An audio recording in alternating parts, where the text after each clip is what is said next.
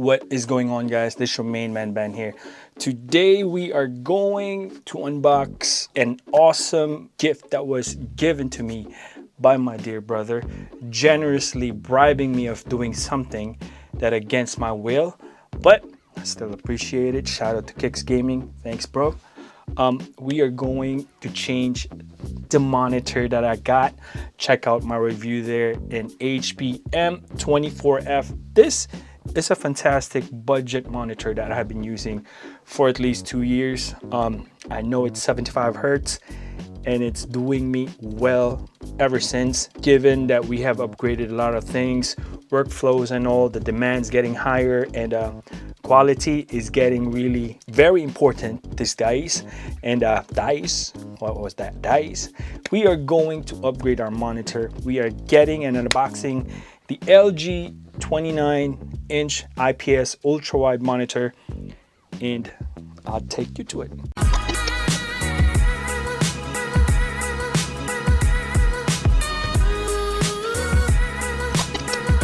So, like what I always do in my past reviews, this monitor is not as thin as my HP, but that's another story. However, this is my first wide monitor, and I can tell you right now, man, this is nice. Very, very wide, guys. It's not like very wide like crazy, but it's 29-inch. Maybe I can do it like this way. All right. Is it tiltable? Okay. Not tiltable. It doesn't go like this. But you can see on the back, right there, DPI in, HDMI. There's HP 3.5mm audio jack and the power source. So 2 screws up inside, and that's about it. Let's mount it. And you can also see the wire management behind the HP wire. This do not have one.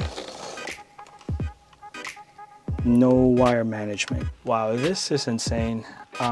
It's not by any means of like crazy wide, but I have seen it and I can tell the difference of the regular monitor to the widest monitor that I own. Without any further ado, let's try processing. I'll bring you in and let's see what we can get. This is what we got, man. I'm pretty impressed. Look at the timeline, guys. In the past, I have to go all the way to this side and work my way little bit with little space. And now the 3 circles have so much space. Literally in the past, there's like inline 1, 2, 3 because it's so small. This one right here has been oof. So in a regular working environment where we process photos, this is how it looks like. In the past, when I was shooting photography semi-pro, I have a device that's called calibrator, monitor calibrator, that's specifically for certain types of monitor. Since that was an older technology, it doesn't apply here. And on top of that one, it was for photography only. Now videography is kind of different in terms of how frame rates goes and hertz of your monitor, since it's moving. But overall, I do not have the spider collar because it's kind of pricey. It's around 250 to 300 bucks.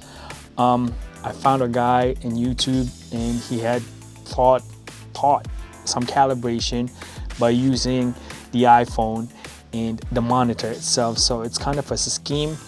In other words, this is what works for me, and I have calibrated the way it was. But when I play games, I do not use this. There is a setting down here in the actual monitor, and it's specifically for vivid HDR effect. If you can see that change, reader, cinema, FPS for frames per second. So I specifically use the FPS for gaming. Just a thought, it's a different type of, if I play, I use FPS.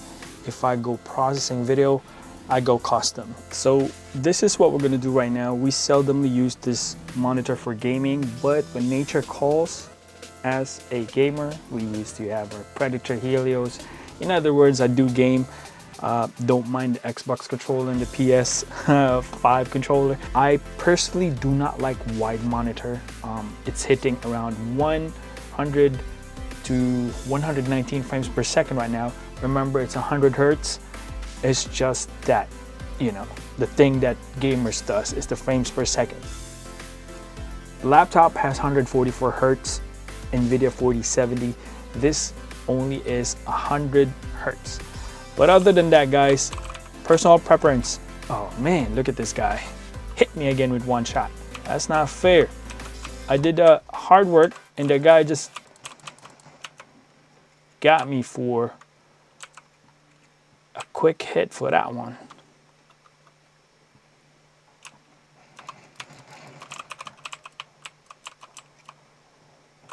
I don't know if they're gonna get me. Yeah, it's a bot. Look at this. Hey, CSGO, fix this. Guy doesn't want to die.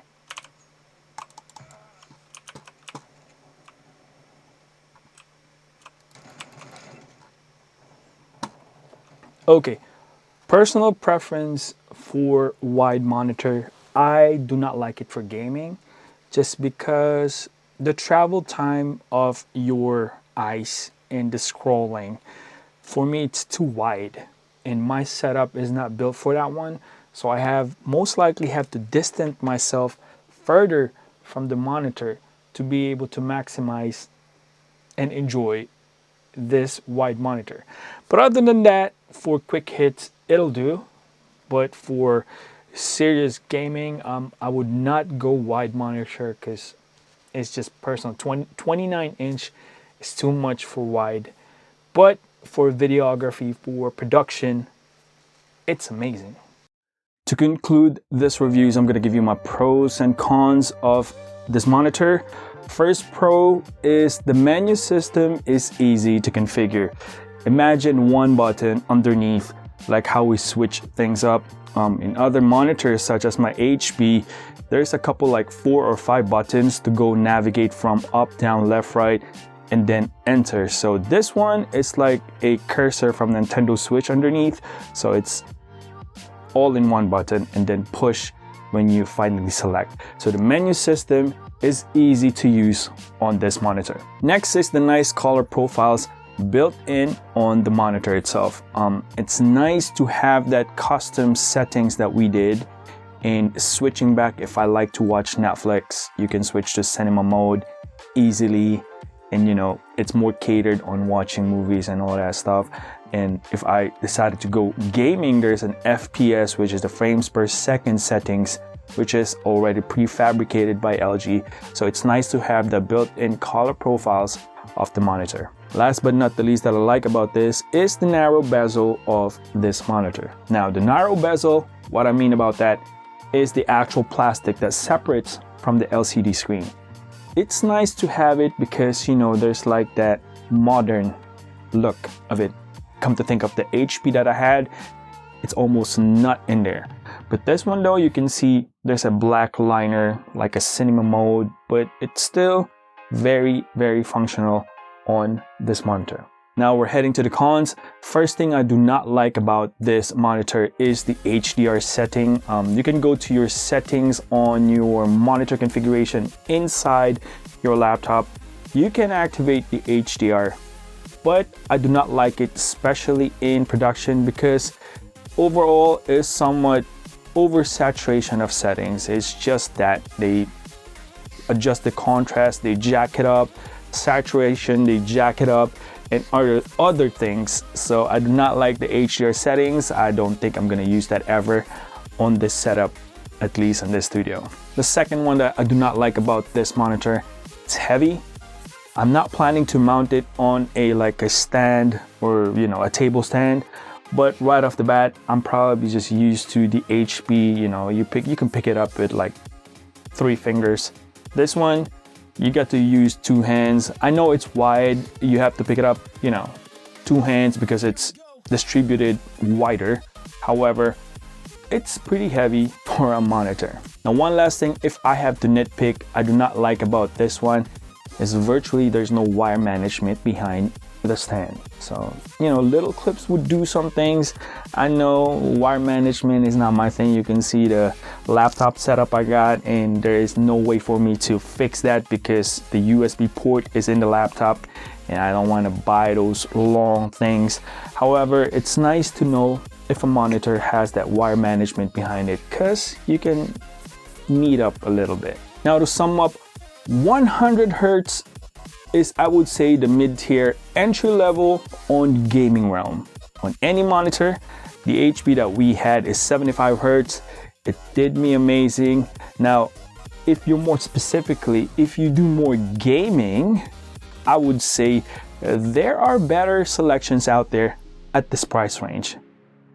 On the same range with this one, currently retail $199 right now in Best Buy. I think I paid $249 on this or $229, either or, but they have a nice sale in this one, $199.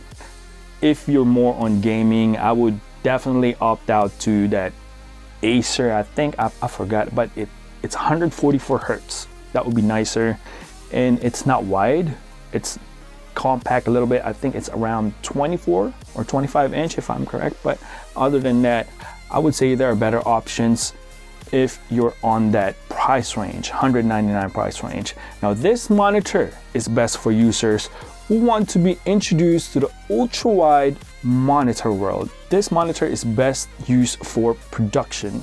I'm gonna say professional use. Basically, it's like two laptop monitors merged into one. Now, if you have a 14-inch laptop screen, it's nice to have it in one pack, and you can actually split it in the settings, especially in Windows 11. They do have that drag and drop. If you pointed the cursor up there, you can split it up into different screens. It's pretty neat. Now, what I like about this one for production is that the interface for video editing suddenly becomes more accessible and definitely open up your timeline, which equals to a better production, since the ease of using those visual tools when you edit becomes reachable in an instant.